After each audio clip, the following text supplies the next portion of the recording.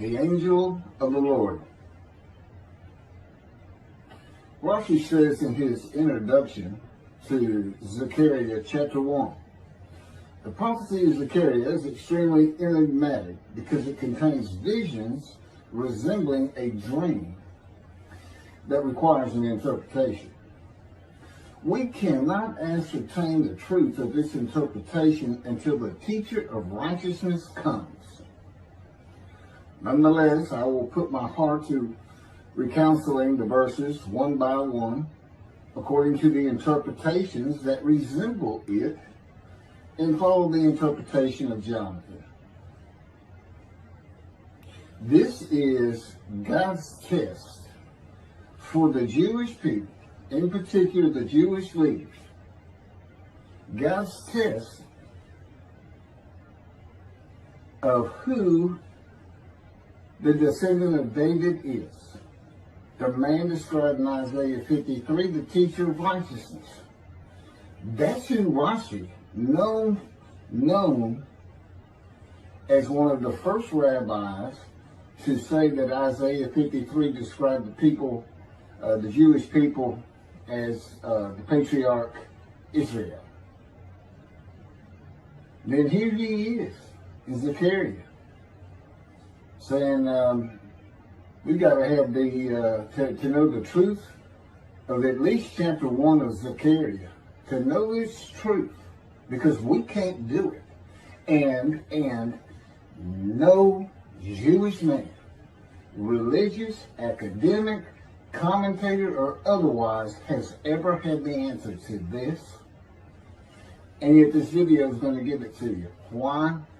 I'm a teacher of righteousness. This is Zechariah chapter 1, verses 7 through 12. That's the preamble that Rashi leads into before he starts his commentary. And this is in midrash form. That's where I take parts of a verse and interpret each in individual segments. Verse 7. On the 24th day of the 11th month of the second year of Darius, the month of Shabbat, this word of the Lord came to the prophet Zechariah, son of Berechiah, son of Edo. This word of the Lord. This verse continues with, in the night I had a vision, which is not a word of the Lord. The word of the Lord coming to Zechariah means the messenger of the words of God has come to Zechariah, who is the angel of God's presence, and the word of the Lord. Literally, that's his name. He has alighted upon Zechariah to bring a vision from God. Not a word, a vision.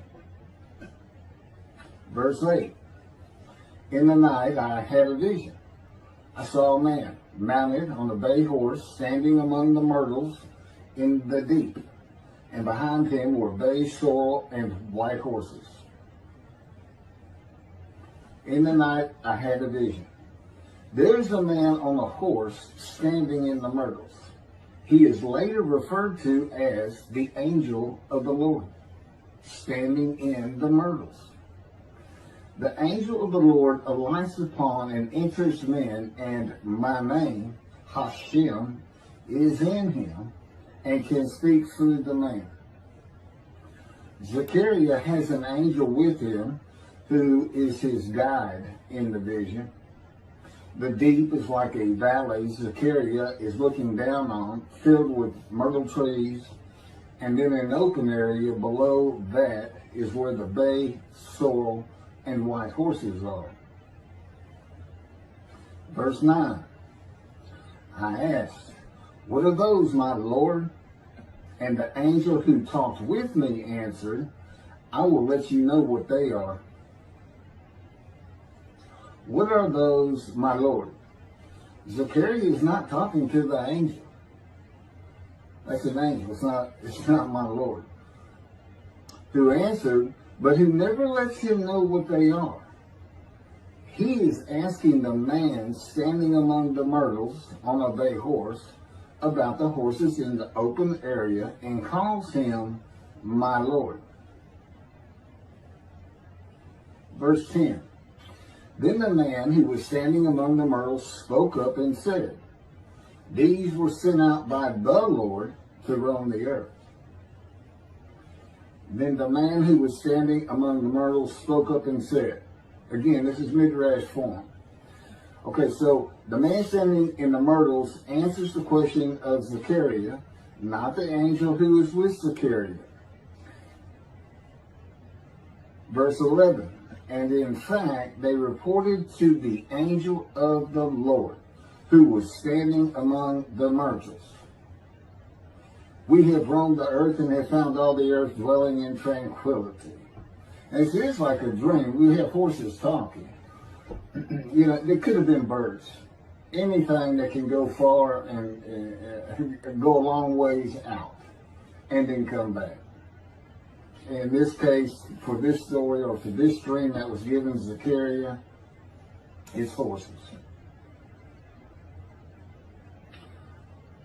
And in fact, they reported to the angel of the Lord. They who reported are the horses who have gone to and fro throughout the earth, and they spoke the report to the angel of the Lord, who was standing among the myrtles. The angel of the Lord, who was standing among the myrtles, has alighted upon and entered the man standing amongst the myrtles. The angel of the Lord is using this man as his visible presence. You cannot see the angel of the Lord. Just as he once used a burning bush for his visible presence, and God spoke through him to Moses. Not just as his visible presence, he also used the man to say, these were sent out by the Lord to roam the earth. In other words, it sounded like the answer was coming from this man. But it's coming from the angel of the Lord, and God is in that angel, his presence. Because that's the angel of his presence. You can find that in Isaiah chapter 63. I don't recall the verse. I never see anything on the angel of his presence. Wherever God's presence is, the presence that enters the temple, I never hear any mention of the angel that has to do with him. Why? It's the angel of his presence. Who is the angel of the Lord. Yeah, I believe, and I'm not certain about this, but I've heard it at least one or two times, and that is Christianity believes the angel of the Lord is Jesus Christ.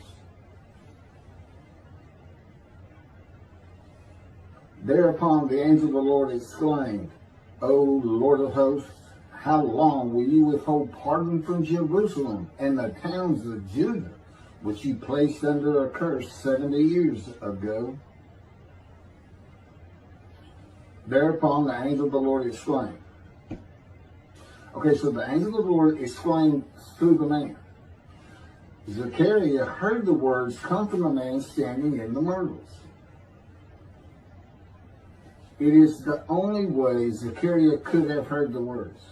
The angel of the Lord can only speak to the man he has alighted upon. Ezekiel describes this as, a spirit entered into me and set me upon my feet, and I heard what was being spoken to me.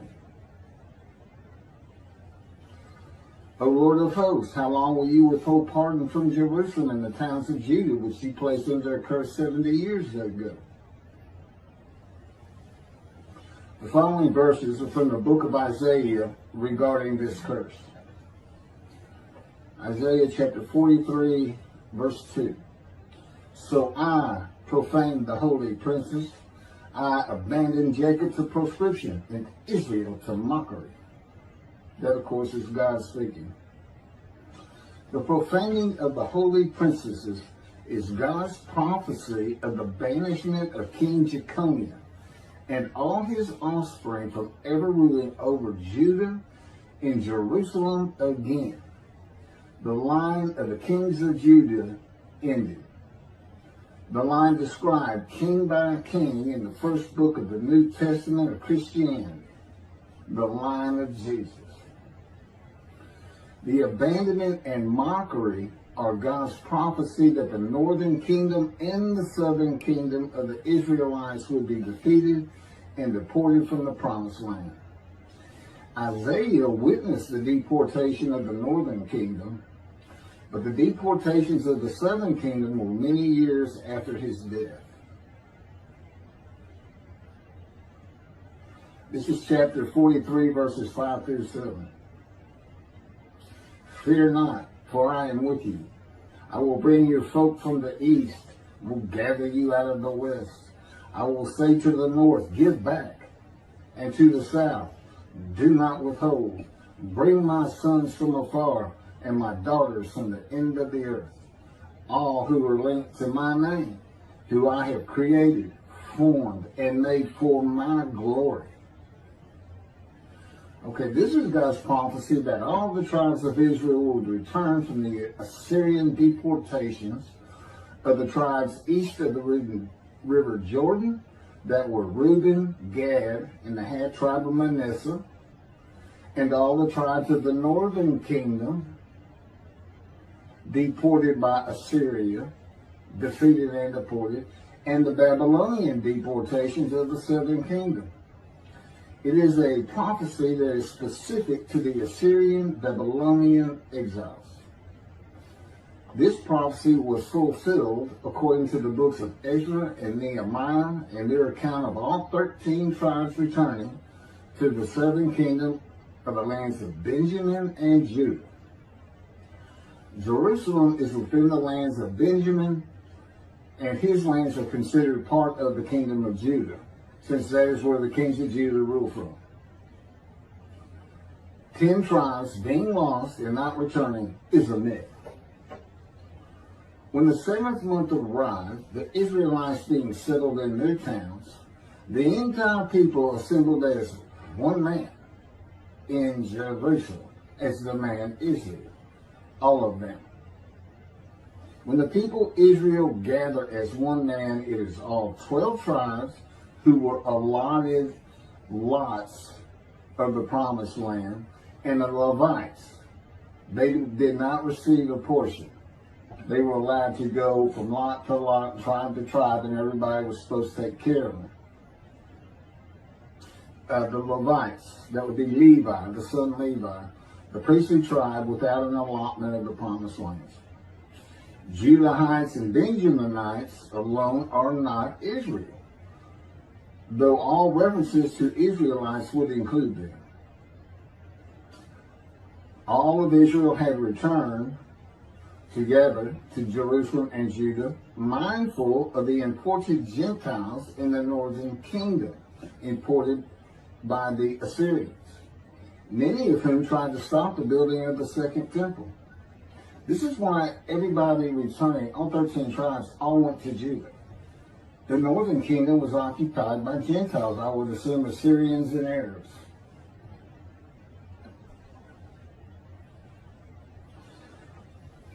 This is 1 Chronicles chapter 9, verses 2 and 3.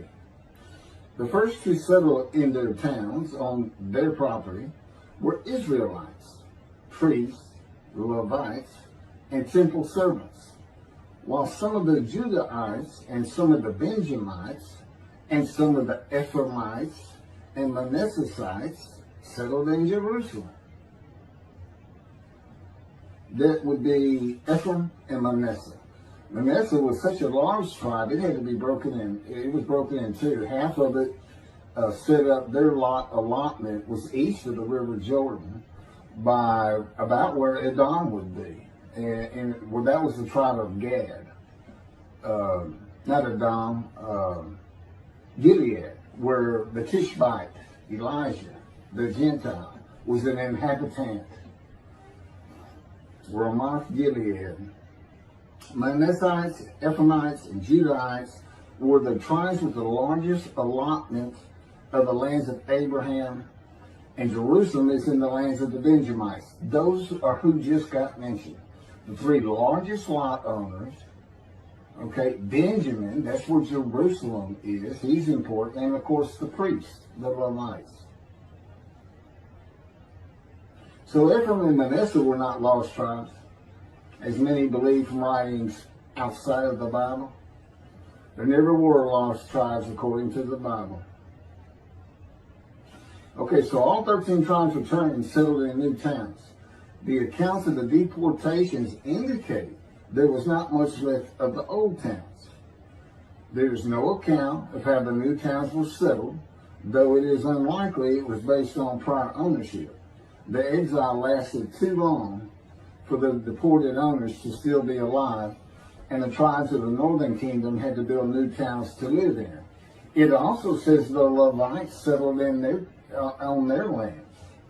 So everybody had to pick and choose, and I'm sure the strong and wealthy got the best places, and again, many just settled in Jerusalem. Okay, this is Isaiah chapter 43, verse 14. Thus said the Lord, your Redeemer, the Holy One of Israel, for your sake I send to Babylon. I will bring down all her bars, and the Chaldeans shall raise their voice in lamentation. This is God's prophecy that Assyria would be conquered by the Babylonians, who were defeated